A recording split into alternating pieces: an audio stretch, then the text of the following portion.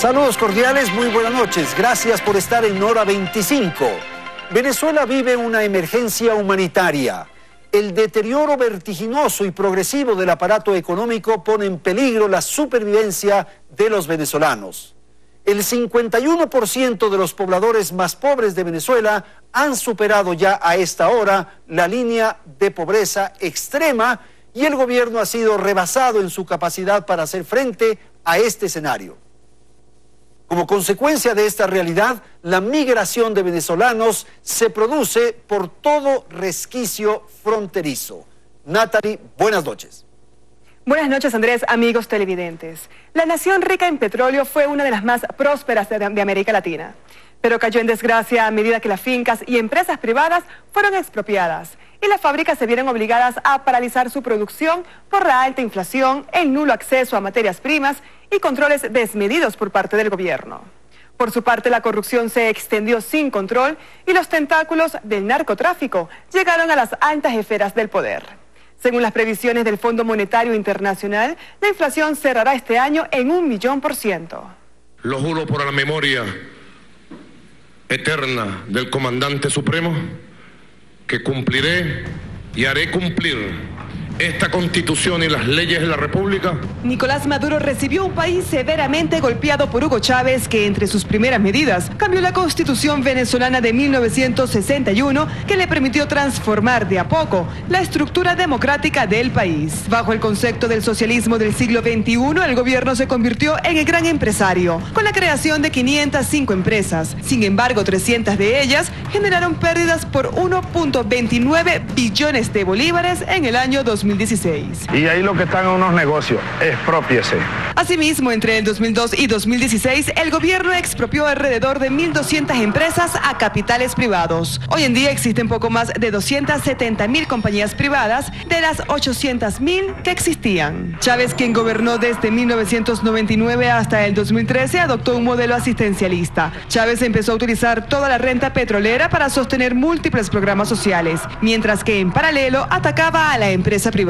El Estado se fue quedando sin fondos, aunado a los altos niveles de corrupción. Sin embargo, a lo largo de su mandato, Nicolás Maduro ha culpado a Estados Unidos de haber desarrollado una guerra económica en contra del país caribeño.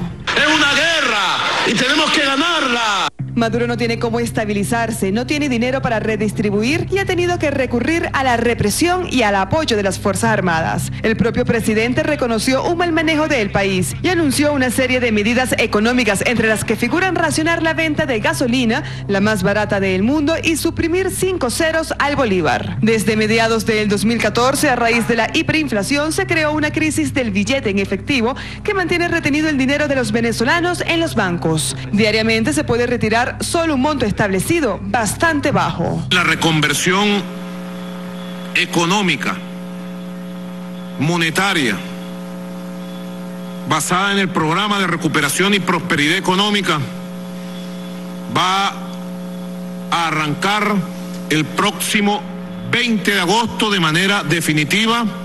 Paradójicamente, el país con las mayores reservas petroleras del mundo sufre de constantes cortes del servicio eléctrico, debido al monopolio de la energía. Y es que el 70% de la energía eléctrica consumida por los venezolanos depende de la central hidroeléctrica Simón Bolívar.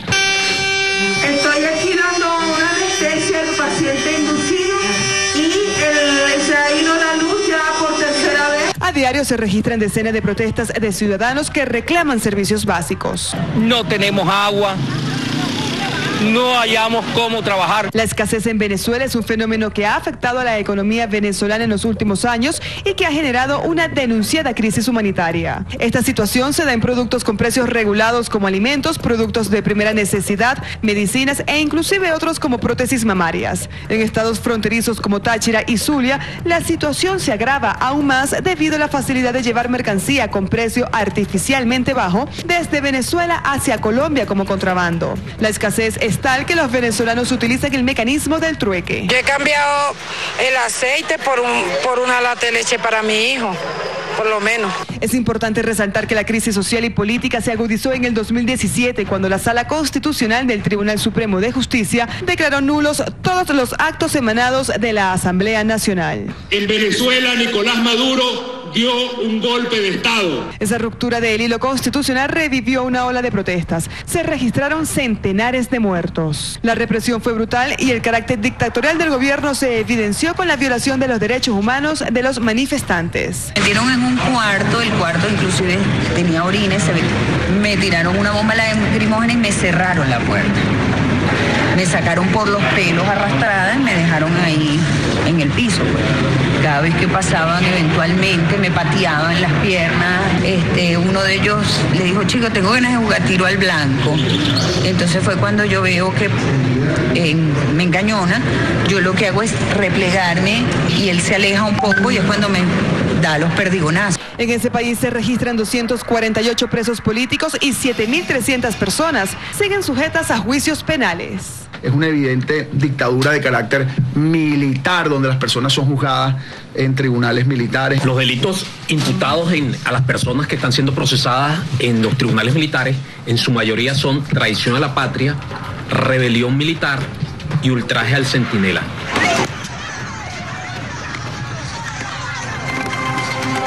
El número de venezolanos que ingresaron al Ecuador aumentó en un 900% entre el 2015 y el 2017. Los sistemas de asistencia, albergues o ayuda humanitaria han colapsado. Las cifras son poco confiables, pero hablan de que 200.000 venezolanos, personas provenientes de Venezuela, cruzaron el puente de Rumichaca durante los primeros 3 meses de este año. Hoy vamos a tratar este tema y para ello nos acompañan aquí en el estudio de Teleamazonas María Clara Martín. Ella es representante del Alto Comisionado de las Naciones Unidas para los Refugiados, ACNUR. También está con nosotros Santiago Chávez. Él es el viceministro de Movilidad Humana del Ministerio de Relaciones Exteriores. Agradezco la presencia de César Mantilla. César Mantilla es secretario de Inclusión Social del municipio de Quito. Y nos acompaña aquí Alfredo López, representante de la Sociedad Civil de Venezolanos en Ecuador. Gracias entonces por estar con nosotros y quisiera empezar con usted justamente, Alfredo, para pedirle una apreciación. Ya algo hemos visto en el reportaje, quizás usted nos puede dar algunos elementos adicionales. ¿Qué es lo que ocurre en Venezuela? Buenas noches. Buenas noches, muchas gracias por el espacio y bueno, buenas noches para todos los presentes. Sí, realmente lo que está viviendo Venezuela y lo que está trayendo para todos los países del sur ha sido una verdadera desgracia en el sentido de cómo logísticamente pudiéramos prepararnos para poder asistir a tantas personas que vienen hasta caminando desde Venezuela, atravesando toda Colombia y obviamente llegando a Ecuador porque está justo en el límite donde las personas pueden agarrar hacia Perú, hacia Chile o hacia países que estén más hacia el cono sur. A esta hora, Ecuador es el principal lugar a donde acuden sus compatriotas para de ahí probablemente tomar otras vías. Ecuador es el filtro. Allá. Obligatoriamente la vía más corta es pasar por Rumichaca y poder destinarse a otros países. De hecho, en este primer semestre se tiene una cifra de unas 550.000 personas en tránsito y aproximadamente ya nos verificarán con las autoridades o nos ratificarán esa cantidad. Un 30% hace su vida en Ecuador o intenta los primeros meses ejercer una actividad, ver qué tal les va para poder decidir y tomar Ecuador como su residencia temporal o definitiva o seguir hacia los países del sur. María Clara, el tema de la migración es parte de la historia de la humanidad. Esto ocurre con mucha frecuencia. ¿Cuáles son los grandes elementos, los grandes parámetros con los que ustedes trabajan en Naciones Unidas para este tipo de situaciones? Mire, en este momento esta situación es el éxodo más grande que ha tenido América Latina en toda su historia. Esto es una de las cosas. Nosotros trabajamos justamente en la asistencia humanitaria. La labor de Naciones Unidas es una labor humanitaria y apolítica. Entonces estamos asistiéndolos desde el momento en que cruzan hacia el país, ya sea con asistencia humanitaria de emergencia, por ejemplo, comida, agua, salud. Estamos apoyando también en salud, estamos apoyando también en vivienda, en alojamiento, porque la gente llega y ¿Dónde se queda? ¿Dónde va? Claro. Los datos que nosotros tenemos es que un 20% se queda en el Ecuador. Hay muchos que están, o sea, Ecuador evidentemente es un corredor, es un paso para la gran mayoría de los venezolanos que están saliendo de Venezuela. Pero también hay gente que decide quedarse aquí y también estamos ayudándolos a ellos. Hay una dimensión que es una dimensión de refugio de esta gente. No es solo una migración, sino que también hay un movimiento también de gente que solicita protección internacional. Ese estatus, esa categoría de refugio, de refugiado, sí. ¿Qué significa para el trabajo de ustedes? Esa categoría, bueno, es el gobierno el que concede el estatuto de refugiado, la gente pide protección internacional a un Estado. Nosotros estamos justamente trabajando con el Ministerio de Movilidad, con el Viceministerio de Movilidad Humana, en el refuerzo, porque evidentemente de golpe se ha disparado el número, la magnitud que tenemos de llegadas es, como le dije, es la más grande que hemos visto en América Latina, mucho más grande que los éxodos que hemos visto en América Central, en las épocas de las dictaduras del sur.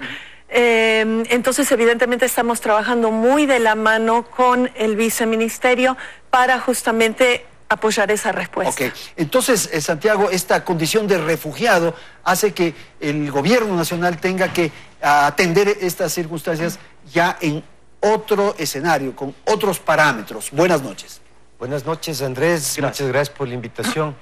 En realidad, el gobierno nacional está atendiendo esta coyuntura especial, ¿no?, de la mejor manera, tratando especialmente de crear un espacio donde se pueda analizar la problemática y donde puedan confluir todos los actores, de tal manera que sea factible encontrar las soluciones a los problemas. Por eso nosotros hemos instalado el 20 de julio pasado la Mesa Nacional de Movilidad Humana, que tiene a su vez una estructura de 7 mesas temáticas que van a estar, digamos, bajo la responsabilidad de varios ministerios en concordancia con las respectivas competencias, y estas mesas temáticas van a ser las que preparen los insumos para la Mesa Nacional de Movilidad Humana, que va a tener una periodicidad mensual. Pero ¿cómo resolver, cómo atender una situación casi emergente que es la que se está presentando ahora? Claro, justamente a través de la articulación, exactamente, hay que articular entre todos los actores. Tenemos primero que dialogar.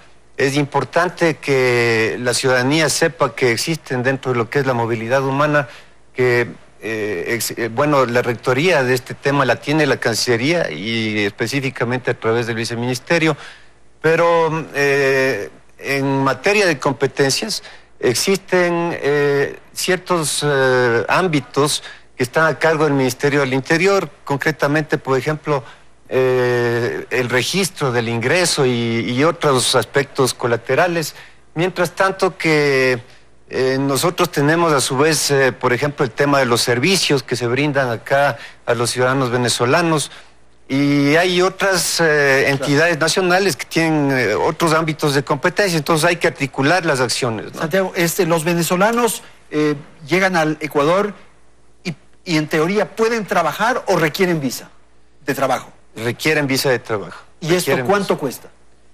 La visa de trabajo, perdón. ¿$200? $250. $250. Perfecto.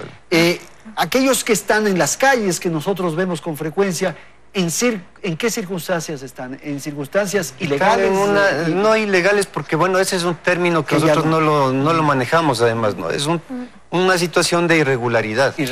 Y entonces, claro, al gobierno básicamente lo que le interesa, y a la Cancillería evidentemente, es tener una migración regulada, ¿no? Es una migración que permita a las personas que ingresan al territorio ecuatoriano insertarse de una manera normal y adecuada en todos los aspectos dentro de la vida nacional. Ok, César, desde la perspectiva del municipio, ¿qué ocurre con los albergues o las instancias que eventualmente puedan atender la circunstancia emergente que están viviendo de llegar y no tener dónde dormir, dónde poder estar una noche, 2 noches? Bueno, en este caso, muy buenas noches, querido Andrés, estimados compañeros del panel y con todos. En realidad el municipio separa las dos temáticas que decía tanto María Clara como Alfredo. El tema de los venezolanos y población en general que se encuentra en inmigración externa y que deciden radicar en la ciudad de Quito, y la otra población la que se encuentra en esta situación de tránsito en los terminales. Nosotros, para el primer caso, como Secretaría de Inclusión Social, hemos abarcado un plan, nos da una competencia a través del COTAD y por supuesto también nuestra normativa local, como es la Ordenanza 271 y la 188, que tienen la visión de promoción y protección y garantía de derechos. Siempre vamos enfocados con ese paraguas como institución municipal. Todas las acciones que se han venido realizando para la población que ya existe y decide radicarse a vivir en la ciudad de Quito, pues pueden acceder a todos los servicios como cualquier persona que se encuentra. Claro. Un gran caso es el tema de, estamos cerrando años lectivos, muchos hijos e hijas de población venezolana están graduándose de los guaguacentros, de los colegios municipales.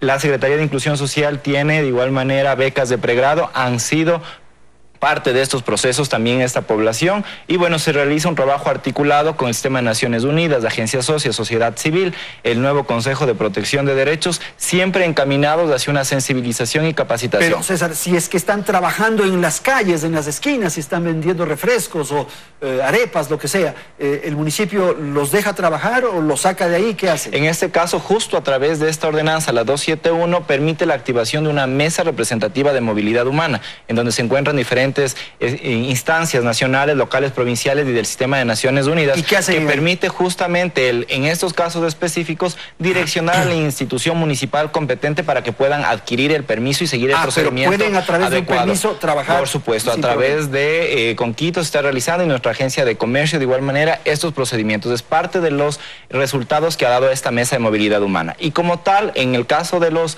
hermanos venezolanos que se encuentran en los terminales, el municipio hace un mes y medio alrededor activó ya una mesa de emergencia en la cual han sido partícipes diferentes gerentes de empresas metropolitanas, secretarios, directores, que ha permitido activar un plan, sobre todo cuando se encontraban dentro de los terminales terrestres. Gracias. Alfredo, hay muchos compatriotas suyos que han sido deportados, que no han atendido ciertas exigencias del gobierno y de las autoridades ecuatorianas. Realmente en la actualidad no se ha reportado ninguna apertura de ningún procedimiento de deportación. Hasta ahora no se está ejecutando. El gran problema ocurre, que ya eso no es competencia de la Cancillería, sino de Migración o la Subsecretaría de Migración, es el tema de que, por ejemplo, lo que estaban tocando hace minutos, una persona para poder ejercer una actividad económica en el país necesita una visa por lo menos de residencia temporal. Si no tiene una visa de residencia temporal, sino solamente el pasaporte o está dentro de los 180 días para turismo, Migración los multan con un salario mínimo. ¿Al venezolano o al que al venezolano? No, al venezolano para la venta informal. Para la venta informal. Sí. La vulneración de derechos laborales a nivel empresarial, ya eso es otro tema. Ya, esta consecución de esta visa de trabajo, que tiene este valor que nos referían de $250, ¿es relativamente fácil conseguir o requiere de un trámite complicado? Es bien sencillo cuando una persona está llegando y está haciendo uso de los 180 días que estipula, cuando estás dentro de los 180. Que estipula la Ley Orgánica de Movilidad Humana, 180 días para poder pernoctar dentro del Estado en una calidad de T3 o turismo. Ya. Es el gran problema cuando van trasladándose los venezolanos de Rumichaca al país, porque en ese momento evidentemente no les va a ocasionar ningún problema, salvo que transcurran los 180 días y caigan en estatus irregular. Ahí sí. Si caen en estatus irregular, estamos hablando que una persona debe disponer de por lo menos $1.000 para poder regularizar su estatus migratorio. ¿Y por qué? ¿Es una especie de multa? La multa por estar irregular y regularizarse es de 2 salarios mínimos. Ya. Más los 250 de la visa, son $1.000 que una persona debe disponer para poder regularizar su estatus. El problema de este momento es humanitario, María Clara. Es el problema de atender, de dar servicios, de dar de comer, en fin, a esta gente. Sí, el problema es evidentemente la magnitud de la crisis, porque Ecuador tiene una tradición ya de asistir, de atender, de recibir muy grande a personas que necesitan salir de su país. Lo hemos visto desde hace décadas con Colombia. Ecuador es el país que más refugiados ha reconocido en toda América, básicamente, salvo América del Norte. Y también ha acogido otras personas que han estado en movilidad humana, que no son necesariamente refugiados. También, entonces tiene una tradición muy grande de acogida que va desde hace mucho tiempo, que la recoge la Constitución, la recoge la Ley de Movilidad Humana. Pero claro, evidentemente ante esta magnitud tenemos todos que juntarnos para poder dar asistencia y apoyar al Estado a hacer ese recibimiento, ¿no? El problema es, como dije antes, y como dijo usted, comida... En el primer momento, al menos. Es la primera asistencia, claro. Y también, o sea, asistir a la gente que está en tránsito, que llega, como decía también nuestro colega, muchas veces atraviesan Colombia a pie. O sea, que llegan en condiciones muy precarias, condiciones de salud muy precarias. Estamos viendo, están llegando mujeres embarazadas, personas también que están enfermas, y el Estado ecuatoriano está dando respuesta. Es súper importante tener muy claro que el Estado ecuatoriano está dando una respuesta muy importante. Pero claro, estamos todos aquí para apoyarlo. Desborda, ¿no es cierto?, la situación. O sea, están todos los países en este momento de América Latina desbordados. César, usted señalaba un poco la tarea que le corresponde a ustedes de esto de inclusión social, y uno podría decir, sí, hay esfuerzos de las autoridades, el gobierno está impulsando tareas, el municipio igual y tal. ¿Cuál es un poco la lectura que usted hace respecto al comportamiento de los ciudadanos, de los ecuatorianos? ¿Hay xenofobia y rechazo? ¿Qué ocurre con los venezolanos desde la actitud de nosotros, los ecuatorianos? En este caso, todas las acciones las llevamos de la mano con el Viceministerio de Movilidad Humana en base a las competencias de cada una de las instituciones. Desde la visión de inclusión social hemos llevado diversas campañas, no solamente en esta temporada, como bien lo decía María Clara, son años que el gobierno del Ecuador y el municipio de Quito viene trabajando con población refugiada, con migración tanto interna como externa, que eso es importante recalcar. La ciudad de Quito también está compuesta por chagras, así que también existe o podría existir un tema de rechazo hacia las personas que no son quiteñas o quiteños. El trabajo ha sido de sensibilización muy fuerte a través de todas las organizaciones para lograr ir bajando y trabajar con el enfoque que nos manda la Constitución del Grupo de Atención Prioritaria de Movilidad Humana. Que en el Ecuador comienza ya a producirse una crisis y sabemos que hay también dificultades de empleo. Entonces pueden comenzar a surgir disputas por empleo, rivalidades, conflictos y tal. ¿Ustedes eso lo han podido medir o establecer qué es lo que está sucediendo? Lo que nosotros hacemos es la sensibilización hasta los empresarios, porque a través de un salario adecuado también se logra evitar esa competencia que usted acaba de decir, Andrés. Porque si es que un empresario logra conseguir pagar mano de obra más barata del básico, por ejemplo, ahí tenemos justamente eso, ¿no? De que tal vez puede existir desempleo para los ecuatorianos. Lo que nosotros estamos justamente fomentando hacia la empresa privada es, en el caso de ya estar en una condición de refugio, de estar ya en condiciones de trabajar, laborar normalmente, el salario sea el justo y el adecuado, para evitar justamente en este caso específico cualquier tema de fricción entre las personas de otras nacionalidades. Voy a ir contigo, Santiago, en un instante, pero quisiera, Alfredo, sobre este tema algún aporte, porque hay la posibilidad de que comiencen a surgir dificultades, tensiones, rechazos y tal. ¿Qué sienten ustedes? Sí, primeramente quería formularle aquí a los panelistas, nosotros tenemos funcionando con una organización que está creada bajo un acuerdo ministerial desde noviembre del año 2015. Trabajamos el tema de protección internacional, pero en este momento me gustaría saber de las autoridades si tienen alguna estadística de cuántas personas de Venezuela han sido declaradas con lugar en cuanto al refugio que hayan solicitado ante el Ministerio. Que estén en condición de refugiados. Que le hayan declarado con lugar su condición de refugiados en el Ecuador. ¿Tienes ese dato, Santiago? Yo creo que María Clara, más de 60.000, ¿no? Mira, a nivel de refugiados normales en el Ecuador tenemos casi 63.000. ¿En total? En total. De todas las nacionalidades. Ahora, lo que es importante notar es que el proceso de determinación de refugiado, al ser un proceso individual, lleva mucho tiempo. Entonces, y el proceso, el fenómeno de recepción de los pedidos de refugio de los venezolanos es relativamente reciente. Entonces hay si querés, un tiempo que tiene que pasar, teníamos un rezago bastante grande que ya se está solucionando. Entonces, todavía no hay muchos, pero eso no quiere decir que se esté negando o que se esté, sino que todavía no han llegado a ser tratados. Hay que cumplir la formalidad, están en fila, haciendo cola. Lo que tenemos es, Santiago, hasta finales de junio teníamos como más o menos unos 6.200 solicitudes. Ya. Desde el año pasado, desde hace un año y medio. Pero más o Clara, menos. ese estatus de refugiado, ¿qué les da? ¿Qué beneficios les da? Ese estatuto de refugiado les da un beneficio que es muy importante, que es evidentemente una residencia ya por estable, el tiempo. fija. Se concede solamente a personas que tienen que salir de su país, obligadas por un tema de o persecución, o de amenaza, o de discriminación así muy grave, o por una situación de ruptura del orden público generalizada, violencia generalizada, violaciones masivas de derechos humanos. Es un estatuto que se confiere de manera individual, o sea que hay que hacer todo un estudio de que la persona dice, si dice yo necesito protección internacional, ¿por qué? Hay que determinarlo. Y lo que le confiere es una protección sobre todo contra la devolución a su país, porque se considera que su vida o su integridad física o su libertad corre en peligro, o sea que las razones por las que la persona salió de su país son porque su vida, su libertad o su integridad corre en peligro. ¿Y esa persona refugiada puede trabajar? Esa persona refugiada puede trabajar. Depende de los países. Ecuador es uno de los países que tiene la política más progresista en el mundo y la ley más progresista en el mundo en cuanto a lo que son garantías para los refugiados. Entonces tienen derecho a la educación, a la salud, a trabajar. Ya. Ok, hagamos una pausa ahí, les voy a pedir y enseguida volvemos contigo, Santiago, para conocer más de lo que hace la Secretaría de Movilidad, este Viceministerio de Movilidad Humana. En un instante retornamos.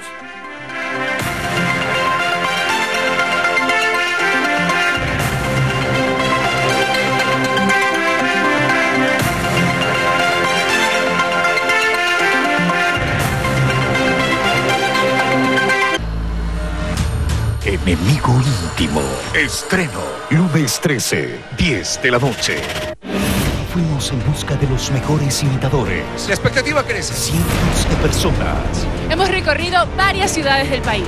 Y muy pronto. Yo me llamo. Quinta temporada. Ahora llegará el momento de cambiar sus vidas. Y por eso... ¡Gracias, Ecuador! Gracias por ser parte del mejor programa de imitación del Ecuador. Contigo.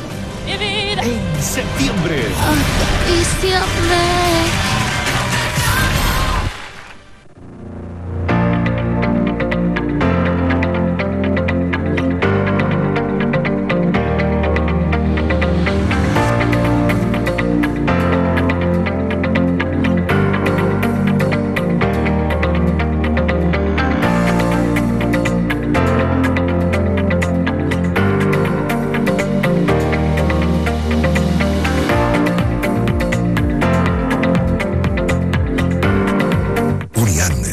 To the height of your dreams.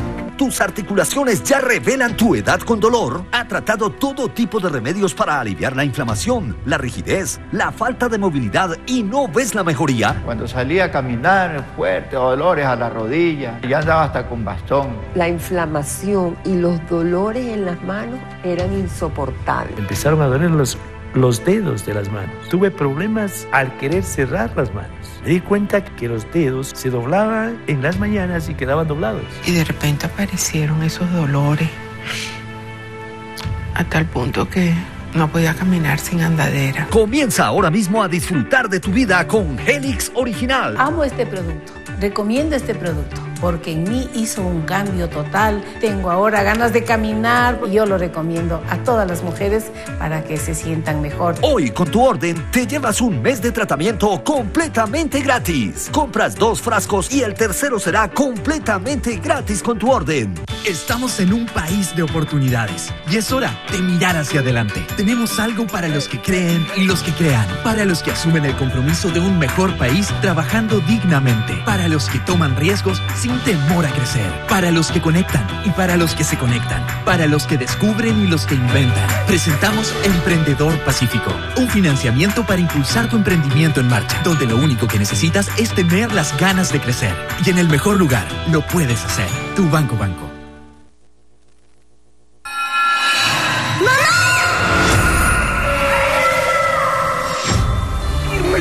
desaparece. Únicamente disparamos para responder la agresión. Tu hermana la vamos a encontrar. General, your friend. She's in trouble. Federico, los federales van por ti. Señorita Roxana Rodríguez, es la copia de una cuenta que usted abrió en el Banco Mediterráneo de París por 5 millones de euros. Resuélvese lo que él me pidió. Vas a entrar como un reo en las dunas y le vas a sacar toda la información posible a Roxana Rodríguez. Yo soy la ley. La ley cambia de manos y cambia por personas como yo. Enemigo íntimo. Estreno. Lunes 13, 10 de la noche. Le dije, agarre sus cháchares que nos vamos. Y a mí no me gusta lo de repetir. Mañana. Y recuerde, no le voy a decir que nos conocemos de la universidad, porque él no sabe que yo estoy estudiando. Una cátedra de toma de decisiones. Mientras más la conozco, más compruebo que los hombres prefieren el empaque que un contenido. Qué pena, ¿no? Equivocarse puede ser peligroso. La Nocturna. De lunes a viernes, 7 de la noche. Enemigo íntimo. Estreno. Lunes 13, 10 de la noche.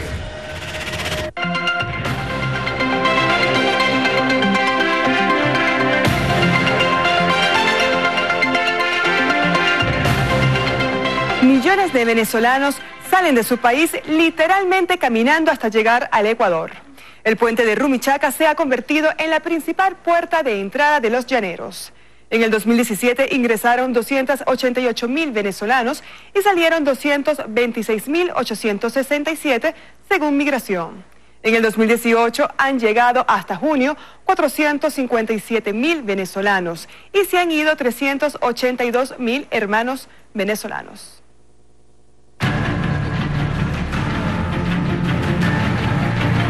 Desesperados, salen de Venezuela. No, estoy dispuesto a caminar, si dure 3, 4, 5 años. Dure todo lo que dure. Miles de familias abandonan su tierra huyendo de la crisis y buscan refugio en otros países. Es un éxodo. Cientos de jóvenes, adultos, niños y ancianos venezolanos se han visto en la obligación de cruzar la frontera colombiana caminando hasta llegar a sus destinos en búsqueda de alimentos, trabajo y paz. Este hombre de 54 años llegó este lunes con su familia al país. Esto fue caminando, mira mis pies hinchados como están.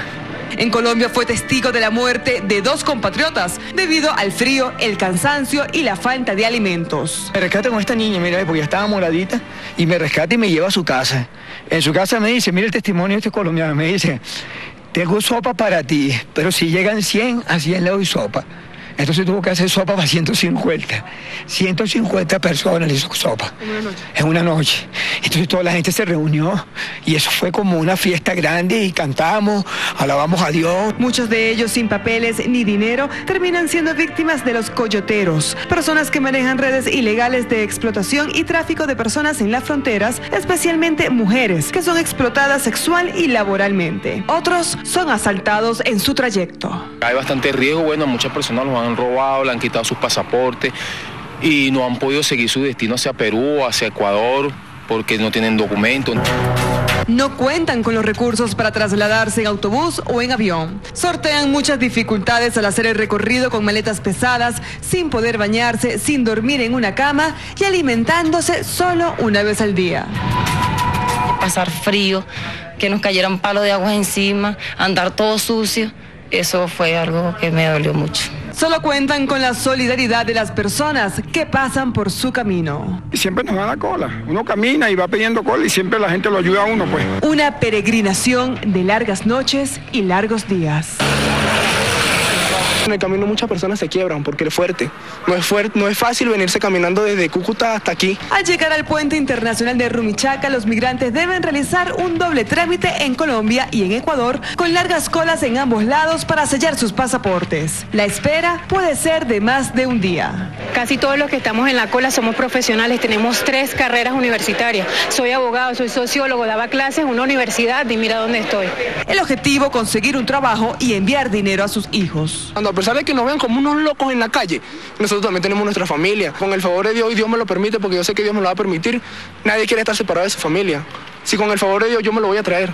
Tengo 2 niñas, una de 3 años y un niño de 5 meses, que es por el cual estoy aquí luchando cada día más para darle lo mejor del mundo. Mira, madre, yo me voy porque quiero trabajar, madre, para poderte darte la medicina. En un gran número de casos, muchos venezolanos salen del país sin los papeles en regla por lo complicado que es acceder a sus documentos, como el pasaporte o la carta de antecedentes penales, lo que imposibilita a los venezolanos normalizar su situación migratoria. Nosotros hemos conversado con la embajadora de Venezuela, le hemos planteado cuestiones muy concretas, especialmente referentes a los documentos de los ciudadanos venezolanos que ingresan al Ecuador. Sin visa que les permita trabajar, no pueden tener un empleo formal y en consecuencia viven en condiciones precarias. Bien, vamos a continuar entonces con la segunda parte de esta conversación. Quiero dar la palabra a Santiago Chávez, viceministro de Movilidad Humana. El momento en que pasan la frontera, el momento en que ya están en territorio ecuatoriano, tienen que cumplir una serie de formalidades.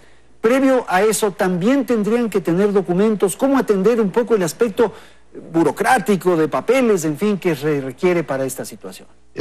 Andrés, yo creo que ese es quizá el principal problema que tenemos en este momento. Los ciudadanos venezolanos que ingresan al Ecuador muchas veces no tienen los documentos necesarios para su proceso de regularización.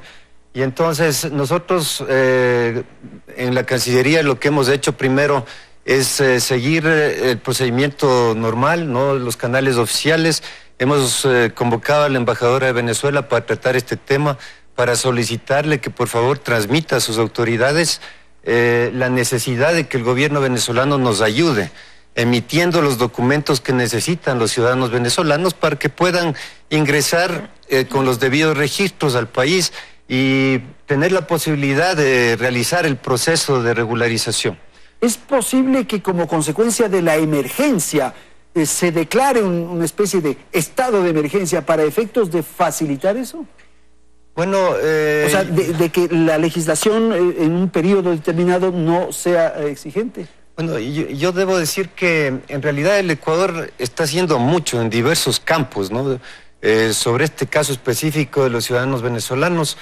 En el tema de los documentos, claro, todos los países tienen que requerir algún tipo de requisito, porque eso es lo normal en un proceso de registro migratorio, ¿no? Y de regularización migratoria, de tal manera que nosotros hacemos el mayor esfuerzo posible. Por ejemplo, hace pocas semanas, digamos un par de semanas, se produjo una situación específica en la frontera.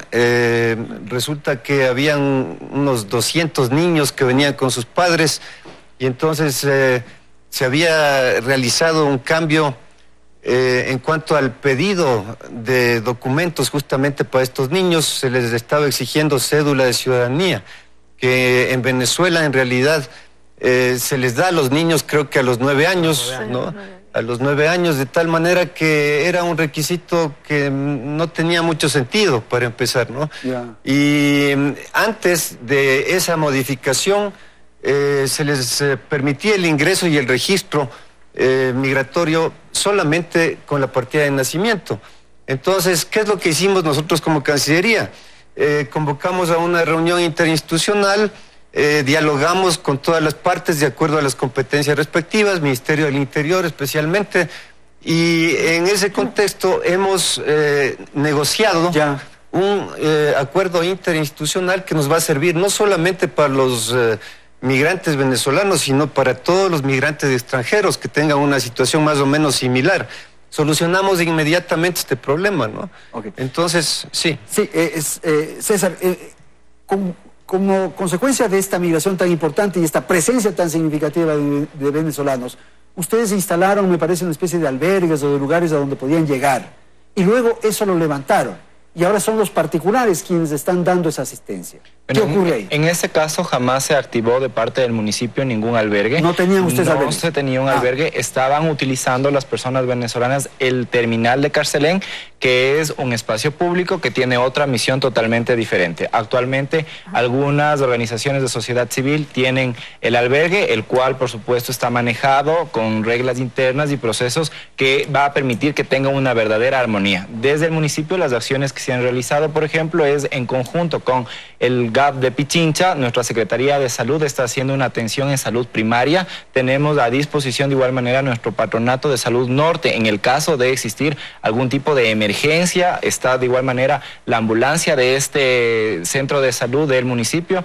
Realizamos abordaje a través de la Unidad Patronato Municipal San José y de la Agencia de Control para validar que no exista trabajo infantil y otras problemáticas sociales que se pueden suscitar debido a esto. El mal uso, por ejemplo, de la licencia de funcionamiento de todos los establecimientos que se encuentran aledaños a los terminales, trabajo sexual que también se puede suscitar, mendicidad. Todo esto se está coordinando a través de esta mesa de emergencia que el municipio en algún momento activó. Gracias, César.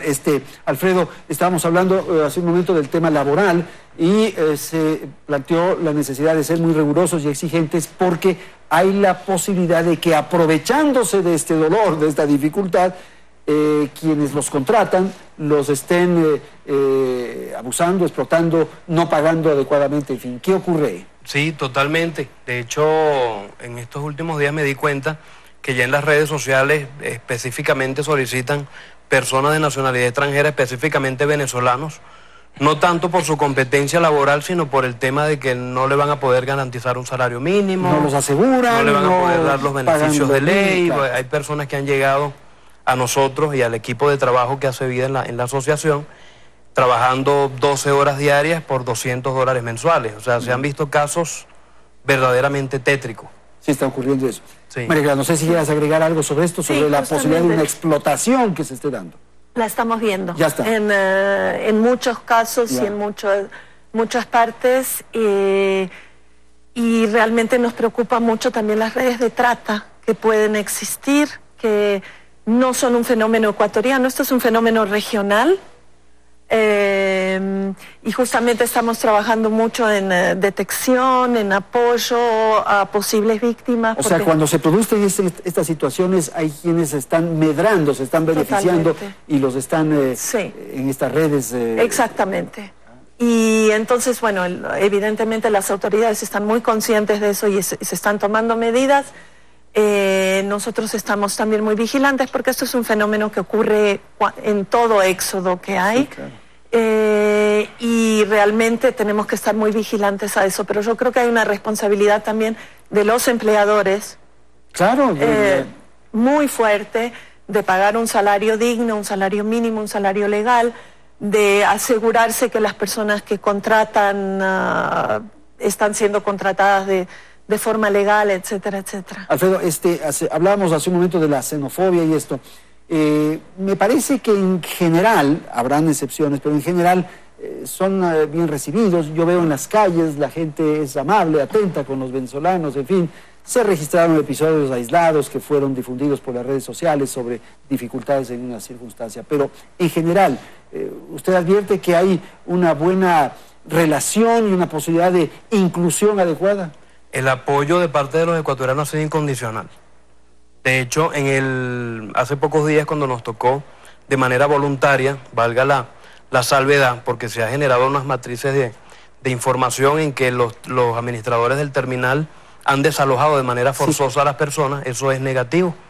Nosotros de manera voluntaria tratamos de instar a las personas, logramos llevárnoslas a un inmueble que nos dieron a unos 1000 kilómetros por la Galoplaza, llegando al terminal. No, 1000 kilómetros. 1000 metros, perdón. Sí. Llegando al terminal de Carcelén, donde las personas pueden pernoctar, según el propietario del inmueble, que nos los dio en comodato a nosotros, por eso es que ejercemos la administración del mismo.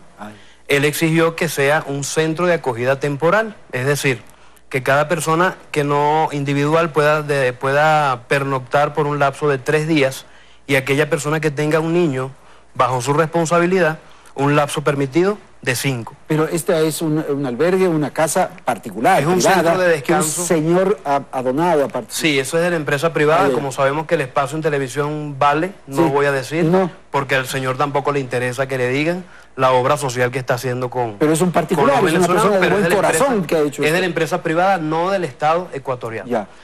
¿Esto del terminal está claro? Vamos a... Sí, totalmente. Estamos apegados a lo que dice Alfredo. El retiro de la comunidad venezolana de ahí no fue para nada un desalojo, sino fue voluntario hacia el albergue que comenta justamente Alfonso. Y en este caso, lo que nosotros también solicitamos a la comunidad es que las donaciones que las hacen de alimentación, de víveres, se las haga por el canal correcto para que se logre distribuir de la manera adecuada y también evitemos otros problemas que pueden venir de la mano, que ya estamos detectando a través de nuestra Secretaría de Salud, que son problemas de estomacales, por ejemplo. Hacemos una pausa, vamos a ir a la publicidad y enseguida retornamos para continuar con el segmento final de nuestro programa, aquí en Hora 25, que estamos hablando de la situación de los venezolanos en el territorio ecuatoriano. En un instante.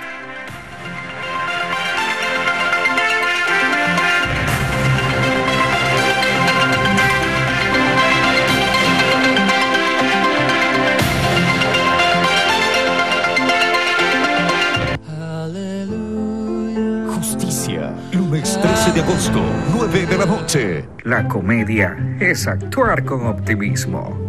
Hola chicos. ¡Saluden! ¿Cuánto ganas? ¡Ramírez! ¿Cuántas veces lo has hecho? ¿Ves la serie de Luis Miguel? ¿Vas a ser candidato a alcalde? ¿Es verdad que volviste con tu ex esposa? Mi mamá dice que la mayoría de los actores son vagos. No son vagos, son chinos. Mi papá dice que actor es cholo. ¿Qué trabaja tu papá? Vende pollo. Tan de bicho. En agosto, por... ¡Hey! ¡Te equivocaste de canal! Por Teleamazonas. Estamos en un país de oportunidades y es hora de mirar hacia adelante. Tenemos algo para los que creen y los que crean, para los que asumen el compromiso de un mejor país trabajando dignamente, para los que toman riesgos sin temor a crecer, para los que conectan y para los que se conectan, para los que descubren y los que inventan. Presentamos Emprendedor Pacífico, un financiamiento para impulsar tu emprendimiento en marcha, donde lo único que necesitas es tener las ganas de crecer. Y en el mejor lugar, lo puedes hacer. Tu Banco. Cuando salía a caminar fuerte, dolores a la rodilla. La inflamación y los dolores en las manos eran insoportables. Y de repente aparecieron esos dolores a tal punto que no podía caminar sin andadera. Comienza ahora mismo a disfrutar de tu vida con Helix Original. Porque en mí hizo un cambio total y yo lo recomiendo a todas las mujeres para que se sientan mejor. Compras 2 frascos y el tercero será completamente gratis con tu orden. Desodorantes que irritan, que arden, que pican. Deshazte los desodorantes que irritan tu piel y prueba las 3 nuevas fragancias de Nivea Men Fresh, Ice, Ocean y Sport. El desodorante que protege a los mejores, con fragancias intensas, sin irritación. Nivea Men empieza contigo. Vamos a iniciar el juicio contra Lucía Martínez por el secuestro del menor Simón Zapata. Lucía ha luchado por recuperar a su familia. Todo lo que hice lo hice por amor. Papá, ¿hay algo que no dijiste? Y la vida que le arrebataron de las manos. Ella no estaba secuestrando a un niño, sino rescatando a un familiar. ¿Logrará Tim ser feliz? Acá lo recordamos con mucho cariño. Cada uno cogió su camino. ¿Hasta dónde llegarías por amor y por odio? No olvidarás su nombre. Capítulos finales de lunes a viernes, 10 de la noche. Justicia, lunes 13 de agosto, 9 de la noche.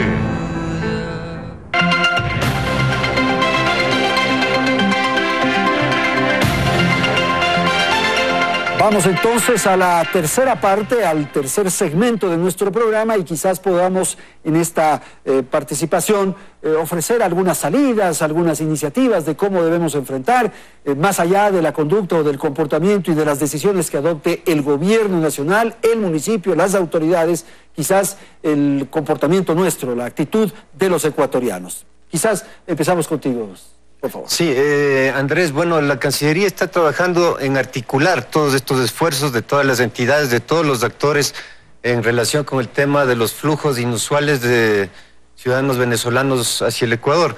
Pero como decía María Clara, este no es un problema solamente del Ecuador, este es un problema regional. Y por esa razón el canciller José Valencia ha instruido que nosotros convoquemos a una reunión internacional. Estamos ahorita siguiendo el proceso diplomático normal, auscultando con ¿Reunión para qué? Sería una reunión para intercambiar experiencias, ¿no es cierto? Porque es, como digo, una problemática de varios países en la región. Entonces vamos a intercambiar experiencias, conocimientos, ver cómo está la legislación de uno y otro país y vamos a tratar eventualmente de llegar a eventuales compromisos, ¿no? Sobre lo que se pueda. O sea, hacer una unidad, digamos, regional para enfrentar con un mismo... Sí, para tratar de ahondar el conocimiento de esta problemática que nos afecta a todos, ¿no es cierto? Y entonces consideramos que esa es una iniciativa muy importante que hay que tomarla de manera oportuna. Así que estamos justamente trabajando con el ACNUR, con la Organización Internacional para las Migraciones, con la UNICEF, con el Programa Mundial de Alimentos, con las organizaciones del Sistema de Naciones Unidas acá, articulando esta reunión internacional que creo que va a ser muy beneficiosa. El tema de la participación o de la conducta de los ciudadanos en general, quisiera pedirte tu opinión, César. En este caso, querido Andrés, hemos visto el apoyo constante, el deseo de extender la mano y el llamado a través de este programa es justamente el que podamos extender la mano de una manera correcta, coordinada, que sea canalizada a través de las instituciones competentes de sociedad civil que están manejando el tema. Para nosotros es de vital importancia, en muchas ocasiones llegan productos caducados, el mal manejo de alimentos, la manipulación, hace que la buena obra tal vez sea algo contraproducente. Entonces, a través, obviamente, el agradecimiento a todas las personas que se han acercado, han sido parte de esto, pero que sea de una manera totalmente coordinada, en este caso con las instituciones y organizaciones competentes. ¿Y cómo esa coordinación, María Clara, un poco para ayudar, ilustrar a nuestros amigos? Habrá quienes están dispuestos a hacer donaciones, apoyos, en fin, pero ¿cómo hacerlo? Sí, mira, hay de todo y justamente el liderazgo del viceministerio en este momento es crucial justamente para poder canalizar un poco la visión y la organización de cómo hacer esa coordinación. Tenemos apoyo directo del gobierno, tenemos organizaciones de la sociedad civil, privados que van, entonces esos privados que muchas veces van con mucha buena voluntad, es importante que se coordinen con las organizaciones que ya tienen una cierta organización, una cierta, por ejemplo, una distribución cada ciertas horas o diaria, salud, por ejemplo, el Ministerio de Salud es muy importante que todo el apoyo en medicinas se canalice a través del Ministerio de Salud, por ejemplo, ¿no? Entonces, se está haciendo un poco una coordinación un poco sectorial. Por ejemplo, el PMA está ocupándose del tema de los alimentos, UNICEF está trabajando con otras organizaciones también de la sociedad civil, con el Consejo Noruego, etcétera. El tema de agua, sanitación, es muy importante los sanitarios, ¿no? O sea, la gente, hablaba alguien que estaba dando una entrevista, estamos llegando sucios, no nos bañamos durante mucho tiempo, entonces necesitamos instalar duchas, pero también hay que hacerlo de forma muy coordinada para no crear otros problemas, para no crear, por ejemplo, contaminación, no crear mala canalización, etcétera, etcétera. Entonces es muy importante justamente que nos juntemos todos, se necesita el apoyo de todos, pero de una forma muy organizada. ¿Es una emergencia que estamos viviendo, Alfredo? Literalmente. Y para eso hay necesidad de provocar esta articulación que han referido y tal vez la asignación de recursos especiales. No sé, ¿cuáles son un poco las ideas que están trabajando ustedes? Es una necesidad que tenemos nosotros porque solo no vamos a poder, así de sencillo. Sí hemos tenido mucho apoyo de la comunidad, que se han dedicado, han ido a llevar donativos de ropa, donativos de comida. De hecho, retrotrayendo un poco, cuando nosotros llegamos al acuerdo con el terminal, en tratar de que las personas que estaban en el parqueadero, en una situación debidamente, inhumana, logramos llevarnos a las personas sin ningún problema. Luego de los primeros días, pues tenemos como 8 días con el centro. Hubo algún altercado con las personas porque ya se dieron cuenta que las personas que iban a donar